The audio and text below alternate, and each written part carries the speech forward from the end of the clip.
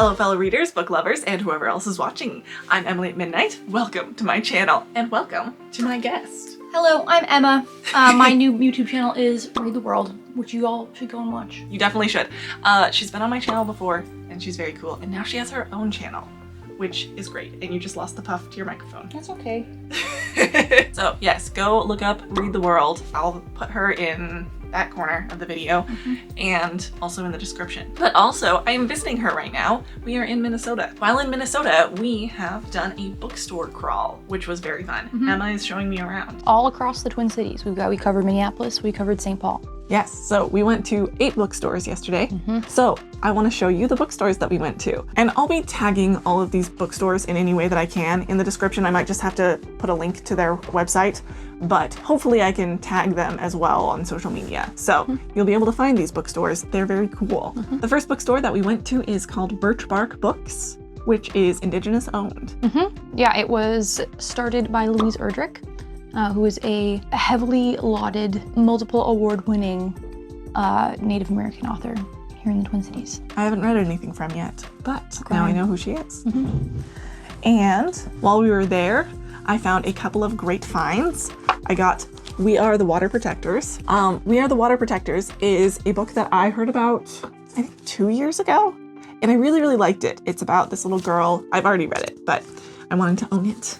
It's about this little girl who learns about how to protect her people from the pipeline and the pollution of said pipeline. And I really liked it, so I picked that up. And I picked up this card game that's like the New York Times flashback game, but specifically for Indigenous people's events in California, which I thought would be fun. They had other regions too. Yeah, I just bought the California one. And I got We Had a Little Real Estate Problem by Cliff Nesteroff, and this is a history of Native Americans and comedy, which I'm very excited to learn all about. That's such an interesting niche topic, like bringing together multiple topics that I am really excited to learn about. It sounds really fun, and I'm excited to hear everything about it from you. Yep, you don't have to read it, because I'll just tell you everything in it. Exactly. So we both got something fun there. So that was definitely a major hit.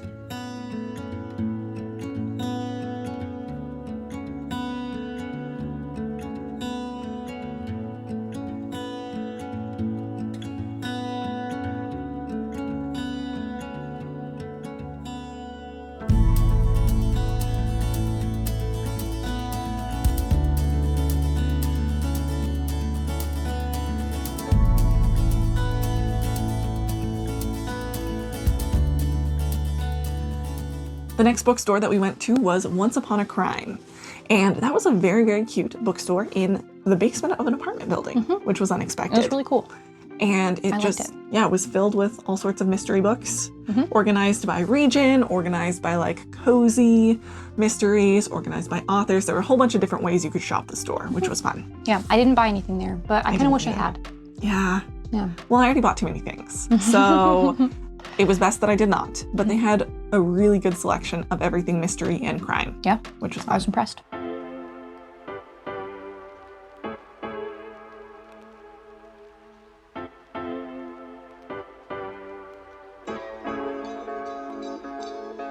Emily, help, I am being held prisoner.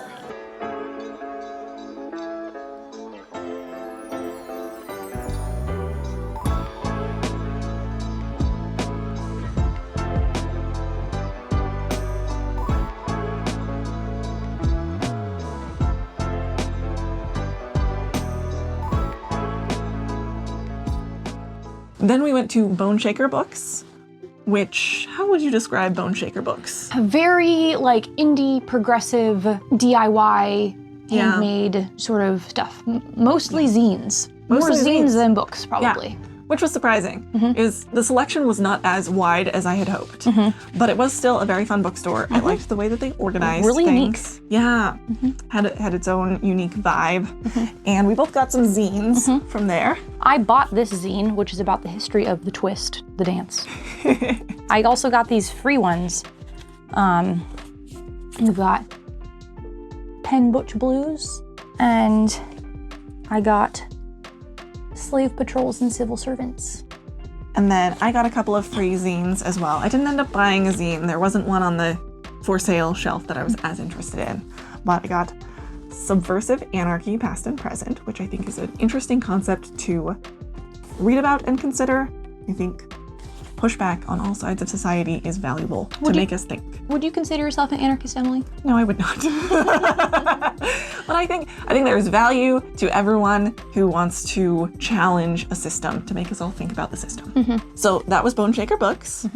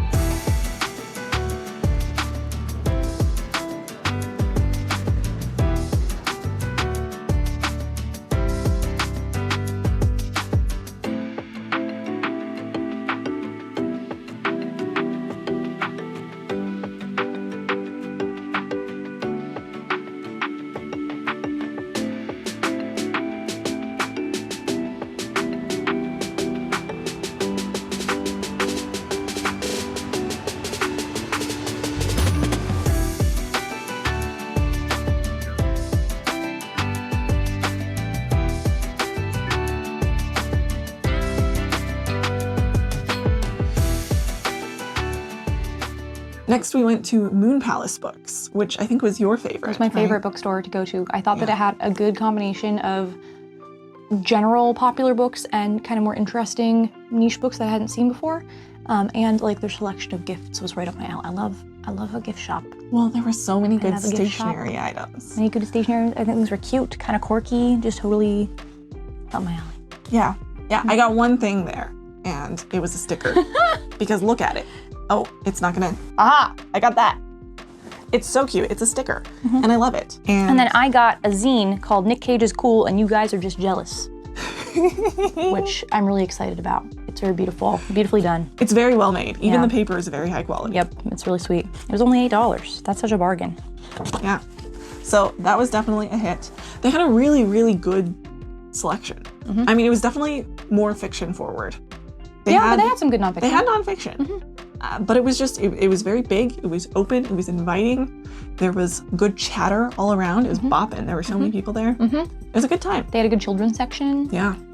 Really friendly staff. And it was a very like colorful store. Like it was beautiful. It just was well decorated.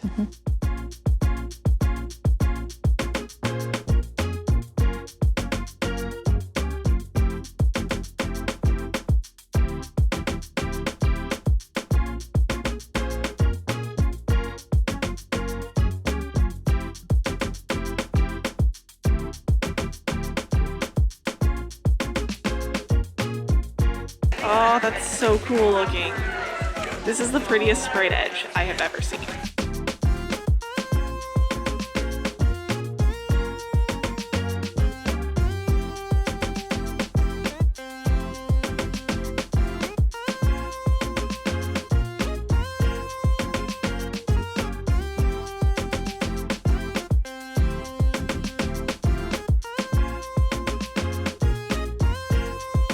I was really excited about this book because it looks like it's going to be a picture book of Joni Mitchell with like stories about her life. Like I Dream of Joni, a portrait of Joni Mitchell in 53 snapshots. And we've got this cover, but the whole thing has 0 photos. I am disappointed and feel a little bit misled. I'm sure it's still a good book though.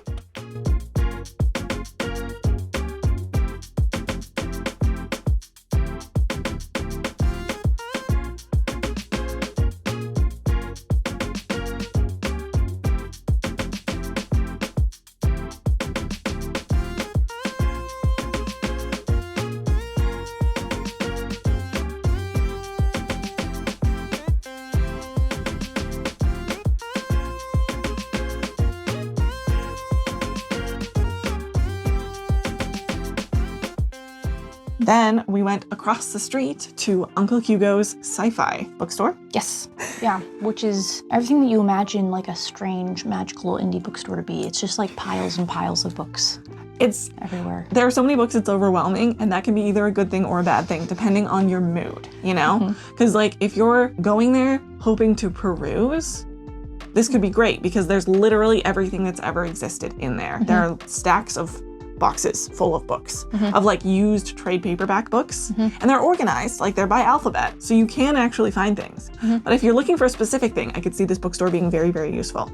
And unless they don't have it. I would say if you're looking for something specific, it may not be useful because they might not have it. But if you're just looking to browse, you might discover some random stuff. I also get overwhelmed with too many choices, so it was a little overwhelming for me. But that's not the only thing. They don't just have the used mass market paperbacks. They also had a lot of hardbacks and trade paperbacks, like the bigger paperbacks in the middle section. And they also had a good selection of new books. It wasn't like all of the sci-fi you could dream of. They had, you know, just some new books and stuff. It was really fun though. Yeah. Like that's the kind of bookstore you could spend hours in. Yes, absolutely. That was, so they had sci-fi and mystery. And so for sci-fi, I got The Warrior's Apprentice by Lois McMaster Bujold, which is part of the Vorkosigan saga.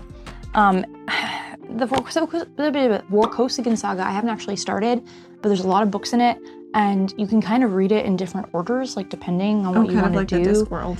I think not quite. It's kind of like there's different timelines, and you can like start with different, something like that. Like not all of them are like in print anymore, and I just thought it would be fun to collect them. Because like I think in order to start the series, I'd have to get it on interlibrary loan. I don't think they have it at my library. So it also should be fun to start collecting them. And then I also got a couple of old Agatha Christie novels. I got Death on the Nile, and I got Murder on the Orient Express. And I just think that these old pocket editions are so fun. I think we need to show off the cover of this one a little bit closer. That one's really cool. Just the faces. Hold up. The faces in the pyramid on this one. Oh, it's on the back too. Look at that, and it's bigger. It's just so fun. I love these old editions. You did great picking books. Yeah, this one is from, I'm pretty sure, 1978, which is cool. And this one, I think, is from 1960. Oh, really? I think. Right? Like, at least this edition was made in 1960. I don't know if it was printed exactly in 1960. Oh, yeah. The first edition was in 1940, but then this says 1960. So, just fun. I like them. And they were only $4, so they're basically free. I was gonna say, it's a very affordable bookstore. Like some of the cheapest used books that I've seen that are in good condition. Yeah. So, great store.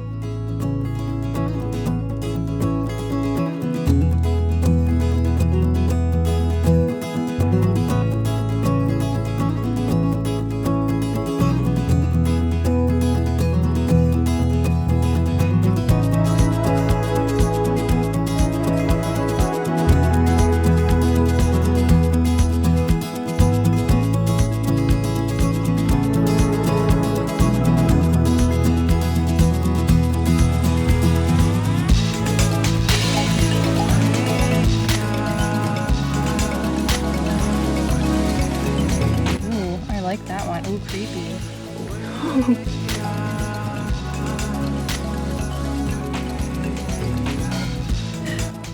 Oh my gosh. It has all three of them? Poirot, Marple, four, Quinn and Pine. Whoa, all for detectives. Wow, it's the matchup of the century. Marvel can never.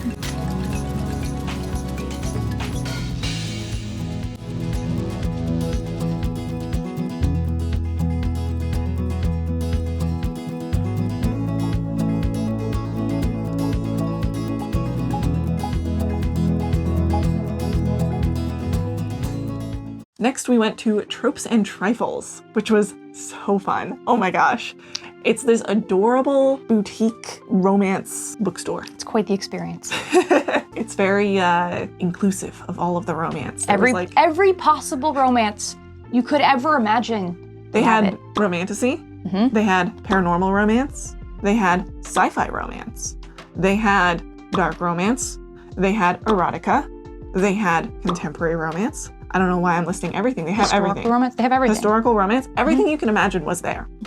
And the people who worked there were very, very friendly and very knowledgeable. They were like, oh, you like this trope? Let's point to every single book in the store with that trope. They know everything.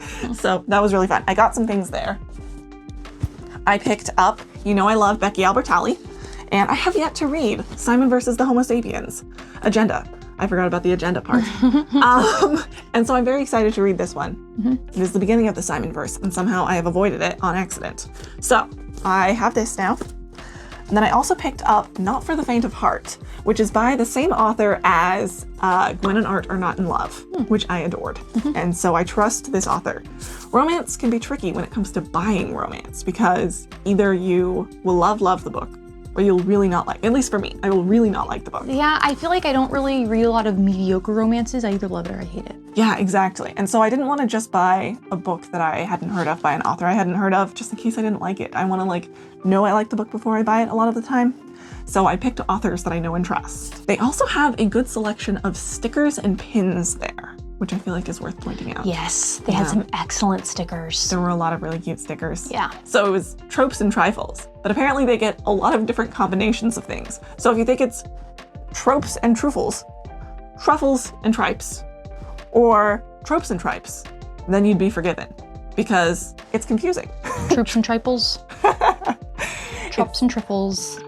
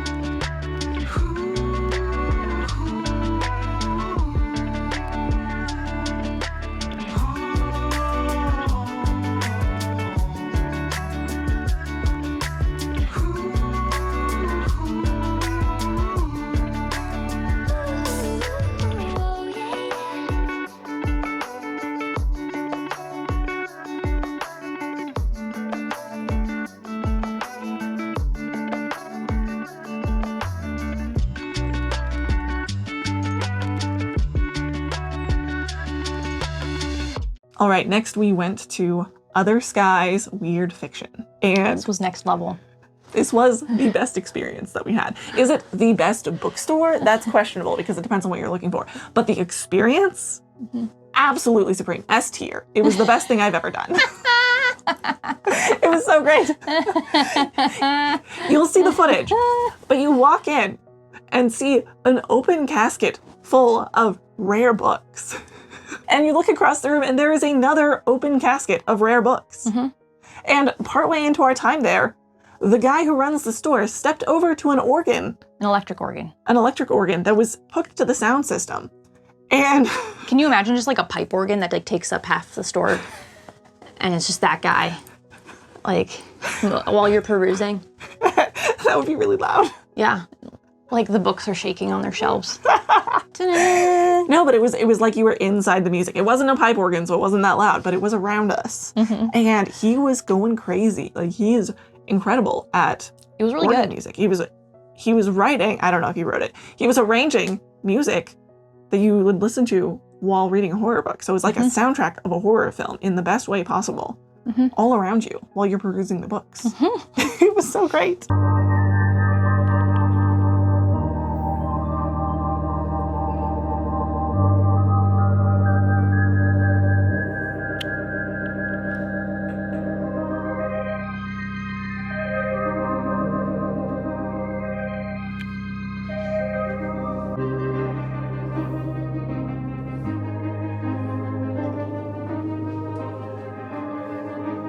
Yeah, so if you go, ask him for a sample. Yeah, pretty much. Like, play those keys, dude.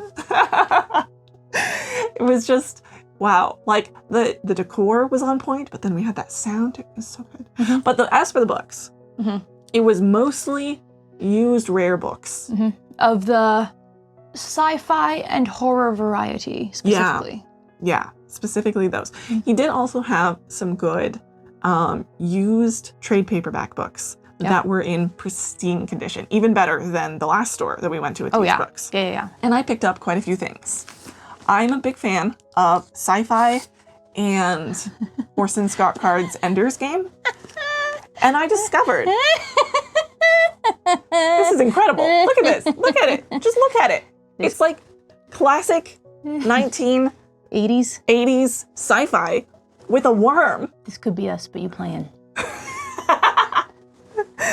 And I didn't know. I didn't know that this existed. I didn't know that Orson Scott Card could have a book with this cover. But now I need to read it. And so I had to buy it. So now I own this. And it's a prized possession. An heirloom. And then I also got two very good condition H.P. Lovecraft Cthulhu books, Volume 1 and 2. I don't know, we're just covering our faces here. These are our heads now. And they're in excellent condition. And they're gorgeous. I just asked him about Cthulhu, and he was like, tell me more about your desire to learn about Cthulhu. Yeah, like where do you want to start? Like, do you have any previous knowledge of Cthulhu? And he told me the best place to start. And it is with Volume 1 and Volume 2. And it's a set. It's 1 and 2. Obviously, I had to get both. Yeah. But just like, look at the condition of these books. They're in a little wrapper, but they're like in pristine condition. The spines are like barely even cracked. Well, one of them's cracked. The other one isn't. They're incredible. Yeah. I don't know how you preserve trade paperbacks from the like 80s this well. Whose attic was this in?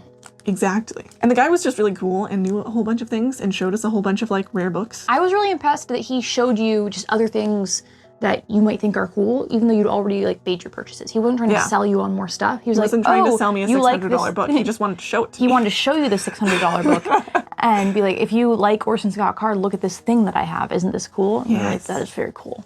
So that was fun. Yeah. It was a good experience all around. Will you buy anything there? Hard to say. It depends on if it's the thing you're interested in. I didn't buy anything there, and I like wanted to buy something, but like there just wasn't anything that I really was looking for that I really wanted to own. But I would recommend just popping in. You kind of need to go. It's an experience that needs to be had a little bit, you know?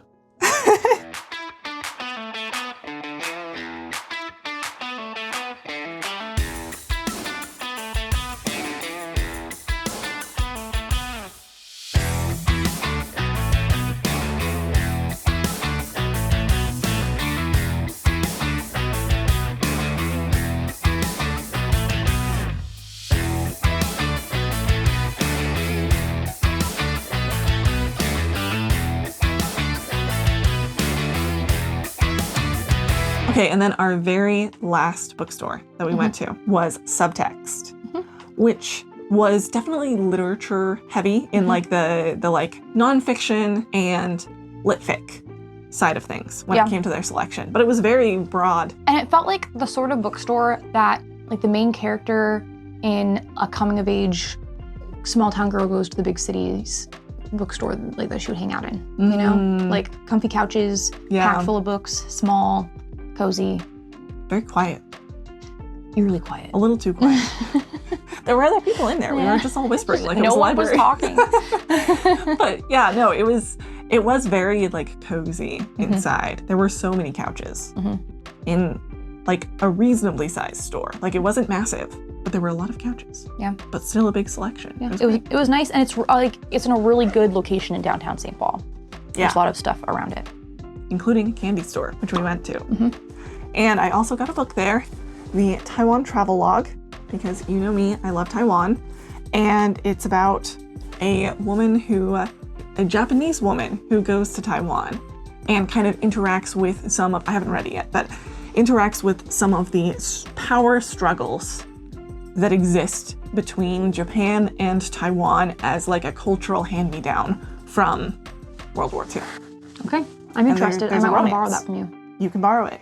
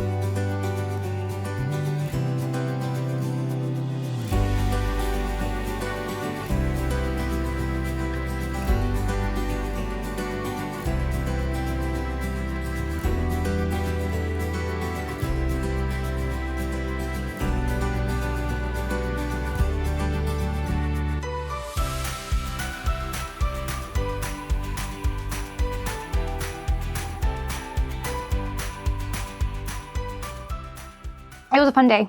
It was a great day. We got to It was tour really the fun. cities and just see so many books, interact with so many friendly people. And I added so many books to my to-read list. Yes. It never ends. I just have a whole album of photos of books that I took pictures of from the day.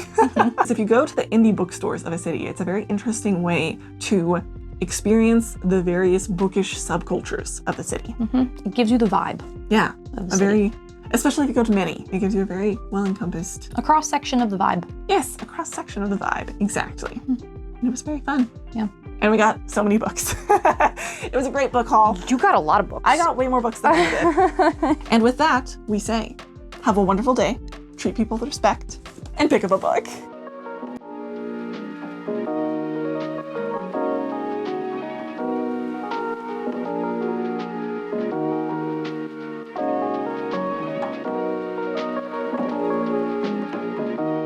The worst part is I have to pack all these in my suitcase now to take them home. That's your own fault.